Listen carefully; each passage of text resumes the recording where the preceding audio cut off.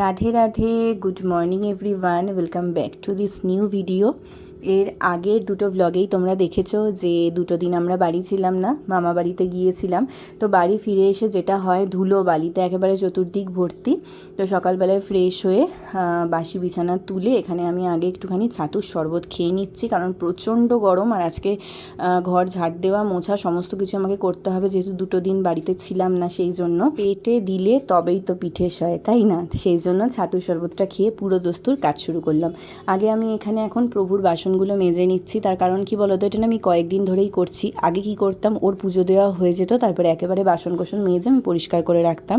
কিন্তু কিছুদিন ধরে আমার মনের মধ্যে এরকম হচ্ছে যে ডিম ভাত এই সমস্ত কিছু ধরছি, তারপরে প্রভুর বাসন মাজি, মানে মন থেকে এটা সায় দিচ্ছে না। আসলে যে জিনিসটা তুমি মন থেকে ত্যাগ করবে না, সেটা মানে পুরোপুরি তোমার সব কিছুকে ছুটিয়ে দেবে। তো সেই জন্য আমার সেই ইচ্ছাটা করে না বলে আমি এখন কি করি, আগে প্রভুর বাসন মেজে নিই, তারপরে বাবার ব্রেকফাস্টটা বানাই। আর গাছে দেখো আজকে অতগুলো বেগুন হয়েছে, সোনামা সেগুলো তুলেছে।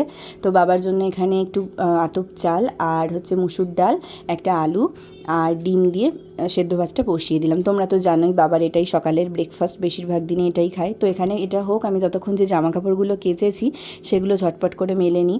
দিদার বাড়িতে 2 সেট করেই জামা কাপড় মোটামুটি নিয়ে গিয়েছিলাম, তো সেই সবই কেচে দিলাম। এমনিতেই যেখান থেকে আসি না কেন, সেখানে যতই জামা কাপড় কাচি, সেগুলো যদি বাড়িতে এসে আরেকবার করে না কাচা ধোয়া করি, তাহলে আলমারিতে তুলতে একদমই ইচ্ছা করে না।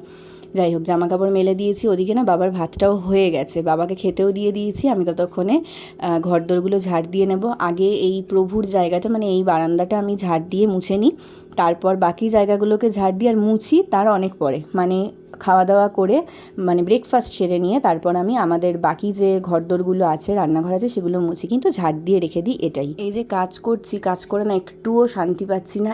এত গরম এই কটা দিনে আবারও পড়েছে যে দরদর করে ঘামই বেরিয়ে যাচ্ছে। যাক, হয়ে গেছে। এইবারে এখানে আমি রাজাধীরাজ আর সোনামার জন্য ব্রেকফাস্ট বানাচ্ছি। ওদেরকে একটুখানি আজকে সুজির উপমা বানিয়ে দেবো। আমার সুজির উপমাটা খুব একটা ভালো লাগে না, তা বলে খাই না এমনটা কিন্তু না, কিন্তু আজকে একদমই খেতে ইচ্ছা করছে না এই গরমের মধ্যে। তো আমার জন্য আমি একটুখানি সেদ্ধ ভাত বসিয়ে দিয়েছি ওদিকে, ওটা ওইদিকে হচ্ছে, আমি সেটা খাবার, ওদের জন্য এখানে সুজির উপমা বানিয়ে দিয়েছি। আর এই যে এই ছোটো কড়াইটাতে উপমাটা বানাতে কিন্তু আমার খুব অসুবিধা হচ্ছে। দেখো চারিদিকে ছড়িয়ে ছিটিয়ে আমার ইন্ডাকশানটা একদম নোংরা হয়ে যাচ্ছে। আর ইন্ডাকশানে না কোনো কিছু জল বা এরকম পড়াটা ঠিক না, সবসময় বলে যে পরিষ্কার পরিচ্ছন্ন রাখতে। তো বারবার করে আমি দেখো মুছছি আর রান্না করছি, কী করব। আসলে আমাদের আর ইন্ডাকশানে রান্না করার মতন বাসন তো নেই, সেই জন্যই অসুবিধাটা হয়। যাকে হয়ে গেছে, এখানে আমিও আমার ব্রেকফাস্টটা নিয়ে বসে পড়েছি। এরপরে ঘরদোর মুছে বাসন মেজে স্নান টান সেরে এখানে আমি প্রভুর পূজা অর্চনা করছি। এই দুটো দিন সেইভাবে করে উঠতে পারিনি, প্রভুকে সামনে থেকে দেখতেও পাইনি, তাই মনটা বড়ই ব্যাকুল হয়ে রয়েছে। তাই যতক্ষণ প্রভুর সামনে দাঁড়িয়ে প্রভুকে দেখবো, স্মরণ করব, ততই আমার মনটা শান্ত হবে। আর তোমরা তো জানোই, এর আগের দিনের ব্লগেও, মামাবাড়ির ব্লগে তোমাদের বলেছিলাম যে আমাদের কিছু গুরু নির্দেশ আছে পুরুষোত্তম মাসের জন্য। তো সেগুলোই আমি রোজ পালন করার চেষ্টা করি। রাজাধীরাজ তো দীক্ষিত, সে তো করেই, আমিও পালন করার চেষ্টা করি। তো এই দুদিন একটা গ্যাপ তো পড়েছে, সেটা আজকে আমি সবটাই ফুলফিল করে নেব।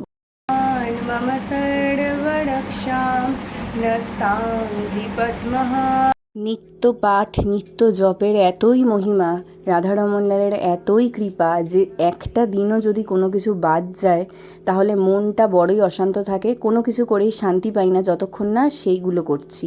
বিকেলের দিকে মোটামুটি চা বানানো সেরে, চা খাওয়াও হয়ে গেছে আমার। তো এখন আমি ভ্লগ এডিট করতে বসছি।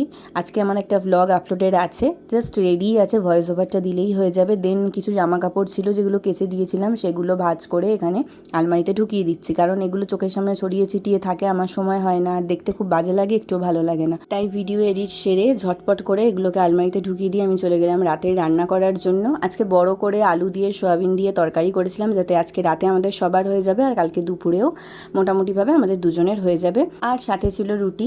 এই হচ্ছে আজকে আমাদের ডিনার মেনু। চলো তাহলে আজকের মতন ভিডিওটা এখানেই শেষ করছি। সকলে ভালো থেকো, সুস্থ থেকো, প্রতিকূলতা এবং অপ্রতিকূলতা সবেতেই ভগবানের নামে থেকো। রাধে রাধে।